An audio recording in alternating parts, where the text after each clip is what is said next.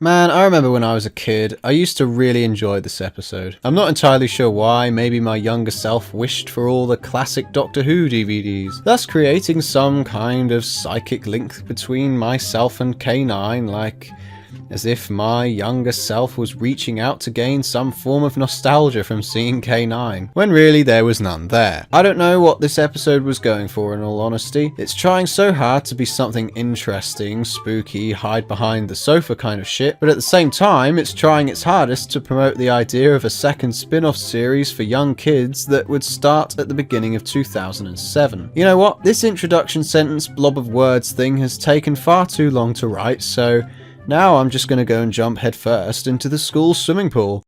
Wow, I wish my school was wealthy enough to have a fucking swimming pool in it. Are we sitting comfortably? Now, as I said, I enjoyed this episode as a kid.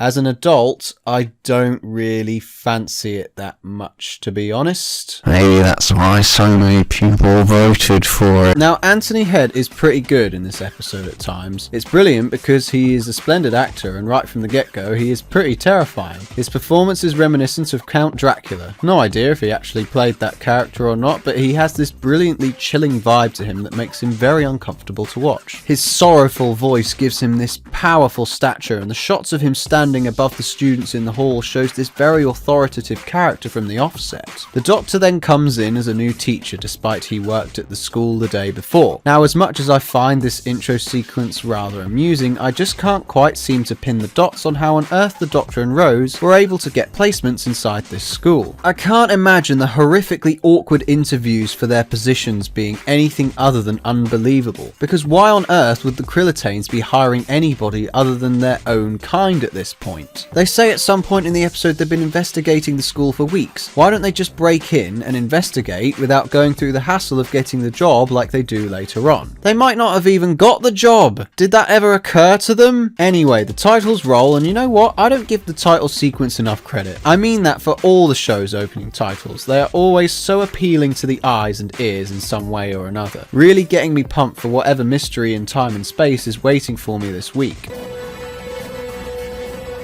Wait. Toby Whithouse. That guy that wrote that pretty good two-parter in Series 9? Like, I mean, they weren't anything amazing, but if I ever give it a rewatch, maybe I'll change my mind. Back in the school, we once again see the Doctor being funny. Correctamundo! Before we have that hilarious moment where Rose is seen serving. Even if their circumstances are rather questionable, I have to give credit to the humour at times in this episode. The pair's polarising facial expressions are very amusing in this moment here. Then suddenly, one of the teachers comes along to snatch some of the students away during lunch? Luke, extra class, now. I thought this was the only opportunity for the kids to get those wacky brain-boosting chips into their system. I mean, seriously, who has extra classes at lunch? Speaking of chips, I'm not sure if this idea has some kind of deep meaning behind it, like schools teaching kids how to be obedient in order to fit in with society or whatever. This probably could have been explored a bit more. For example, they could have implemented a scene where Kenny perhaps is bullied by one of the other kids for not participating in chip eating or computer code cracking. Having said that, I've yet to talk about the child acting. Spoilers, it's bad, but fortunately fleeting. But I cringe at the thought of that kind of scene existing, so I guess it's a blessing it never happened. The dramatic wanking contest in the computer room begins, and we then see a whole room full of students shown before our eyes. This makes me wonder, if such a large portion of students are smart enough to begin cracking the computer code at lunchtime, why did only one person offer to answer the Doctor's questions earlier on? Plus, I thought that teacher only dragged out like 2 students from the hall. Where the fuck did this lot come from? Computer club? So in the staff room, Sarah Jane is reintroduced, and I kid you not, Anthony Head literally disappears from thin air. A view from the trenches, so to speak. Don't spare my blushes. Either that or he just moved very quickly, but this poor editing just took me right out of the episode here. I mean, How did you think these two quick cuts would be satisfactory for the continuity of the scene? Anyway, Elizabeth Sladen is pretty great in this episode. There are a lot of great moments in the story that just take flight due to her performance. When she sees the TARDIS for the first time, when she speaks to the Doctor about abandoning her in Aberdeen, and of course in the last two scenes. She certainly embraces her maturity really well as playing her character brilliantly, even if this is 30 years since her, in inverted commas, departure. There are some great shots used here and there in the episode where they are slanted at an angle to create an eerie effect. Like when we see Anthony Head watching over the students, and just as night falls upon the school. We have some cringy non-humour placed on us when the team begin to investigate the school, and Rose suddenly knows the school's layout like she's read it from a script. Down there, turn left through the fire doors on the right. Bitch, how the fuck can you know that? You've been working here 2 days. In the fucking kitchens. You've regenerated. Yeah, half a dozen times since we last met. That's not actually correct since our Lord and Saviour Stephen Moffat added John Hurt to the story. Yeah, and you need to understand that this episode was written years before your precious 50th anniversary episode came out. You're just upset because your loyalist fans are desperately waiting for you to review Half-Blood Prince. Yes, and for the 1000th fucking time, it will be done in October. Now fuck off back to the mountains where you belong. So SJS joins the crew before we get to something that I don't know if I like or not. It's about Rose and Sarah's bickering throughout the episode. I can certainly get on board with their jealousy of each other. Sarah Jane hasn't seen the Doctor in several decades only to find he has a new girlfriend, and Rose, as far as I'm aware, has only just learned about the Doctor having friends before she entered his life. On the other hand, I think it's very confusing because they're both so fucking mean to each other. I thought they were supposed to be nice people. The Doctor had companions alongside Sarah, so I don't know what she has to complain about. There just seems to be no understanding between the two that the Doctor is pretty much immortal. How do you think he feels? And why are all these rats yellow? I've never seen a rat stored for consumption before, but fuck me, man. Why yellow? Oh, they look like they're made of plastic.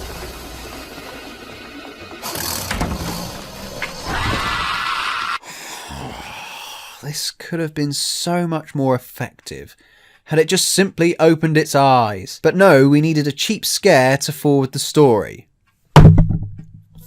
Fucking hell. Moving on, Nostalgia Machine comes along before we have some really poor dubbing when Rose tries to put the situation back on track. No offence, but can you two just stop petting for a minute? Never mind the tin dog, we're busy. She's directing all this at Mickey.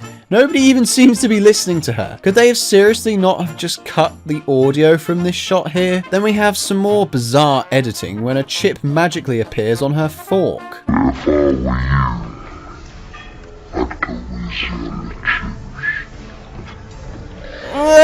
Look, I complain about continuity and editing because I do so much of it in my spare time. How can you get it wrong? Fortunately, the scene is saved by the Doctor and Sarah Jane's conversation about what the fuck happened to their relationship. It's great watching him bullshit through this conversation whilst she just lays it on thick how misguided his version of events are. The awkward tension that's felt between these characters is brilliant. Not only do you not have to have watched their previous adventures with him in order to understand the context of their conversation, but it's just the idea of Sarah waiting for so many years just in case he might have showed up again. Even when he's put on the spot about why he didn't come and get her again, you can just see the shame that spread across his face. We get a slither more of this great drama when Rose talks to the Doctor about the same issue, reinforcing the idea that the Doctor will outlive Rose, and they could potentially be separated in the future. Then all of a sudden a Krillitane comes down from the school roof before it just flies off towards the moon. This part is so puzzling because it is left completely unanswered. Why does it just fuck off like that? The same thing can be applied to the rats. I mean, we can guess the teachers eat them, but there's nothing substantial to confirm this. It would have been more interesting had the rats been a crucial element to the creation of the Krillitane oil, seeing as they're both yellow and potentially lethal.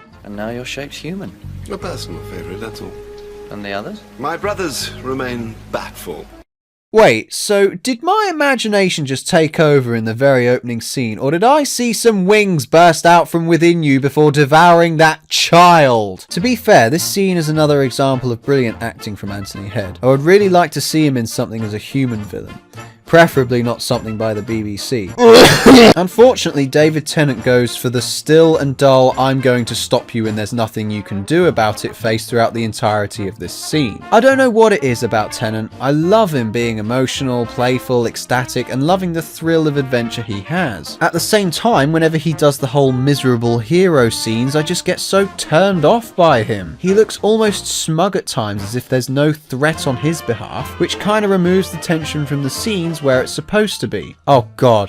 Then we come to more cringe when Rose and Sarah Jane wrap up their argument over the Doctor. How on earth are they in that computer room in broad bloody daylight without being stopped or found? Their laughter later on is so loud, I'm genuinely surprised nobody asked why the dinner lady and the woman who was being shown around the school yesterday are fucking around in a computer room like they've just finished 2 bottles of wine! The scene's only purpose is to show how far special effects have come since the 70s. Let's face it. The kids then get sent inside for more Extra class. before the Doctor begins dismantling the school's computer network. It's great being tech savvy from time to time because I look at what the Doctor's holding and I can immediately tell you all that that box is doing nothing but giving the computers a local area network. Something very easily breakable, and all you need to do is pull out all of those Ethernet cables or destroy the box. Fuck the deadlock seal bullshit, Doctor. I know a switch box when I see one. We then have another unnecessarily long sequence of the kids breaking the stasis paradigm before we are properly introduced to Kenny. Look mate, I don't know why you even came into school today. You saw your teacher as this disgusting bat creature yesterday, so I'd have thought you'd be pretty fucking traumatized by the experience. More to the point, we barely know anything about you aside from bringing your own lunch to school. Why even bother? Just go home, Kenny. Go home.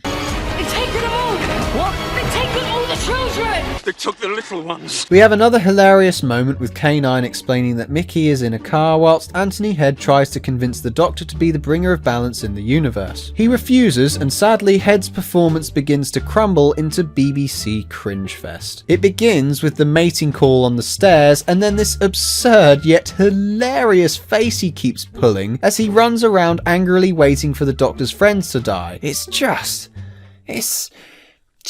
It would have benefited his character if he'd actually gone full ape on the Doctor like the chaotic individual he is supposed to embody, but instead just screams out like a little baby. He just fucking stands there! He's able to punch through a solid wall, he's clearly got some strength to him that he just doesn't choose to use. Slightly different topic, I hadn't noticed this before, but this story's monsters draw a lot of parallels to the Slitheenes in Series 1. They're both aliens adeptly disguised as humans, they both poke holes in a wooden door until it's broken down and they all die in an explosion. Anyway, let's backtrack a little here. So the Doctor and his mates get backed into a corner by the Krillitanes, who don't look that bad considering this episode came out over 10 years ago. Having said that, I watched this episode on TV not that long ago instead of my computer monitor that I'm currently reviewing this on, and they looked absolutely rubbish. Both screens are running at exactly the same by the way, which is just really fucking weird. Regardless, the Krillitanes make a poor attempt at feasting on the 3 heroes before K9 saves the day. Fortunately, the school's entire computer system is running off one mains plug that Mickey manages to pull out in the nick of time.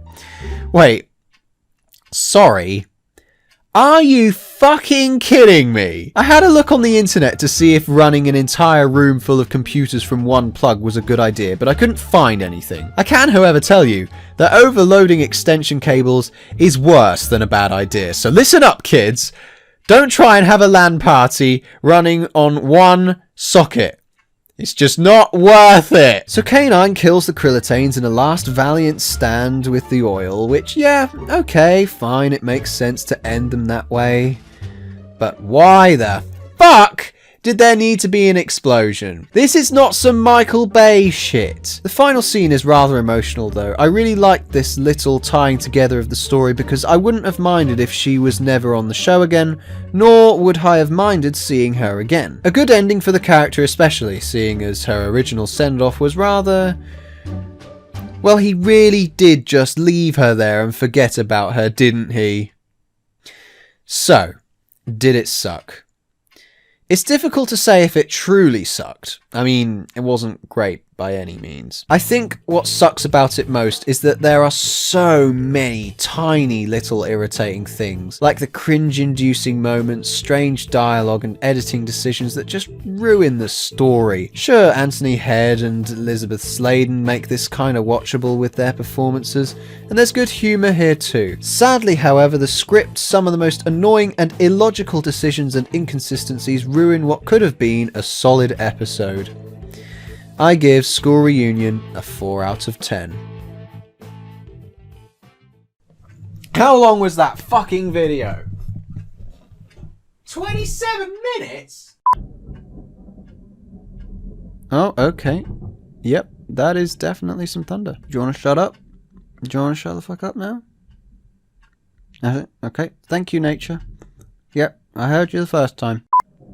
God damn it, lightning. And thunder. And all of it. Oh, what the fuck is this? Shut the fuck up. Making my window rumble. They look like they're made of plastic. Oh, I've got a text. Fortunately, the scene is saved by the Doctor and Sarah Jane's adventures. Adventures? That's the fucking TV show. When you hear the sound of thunder, don't you get too scared. Just grab your thunder buddy and say these magic words. Fuck you, thunder. You can suck my dick.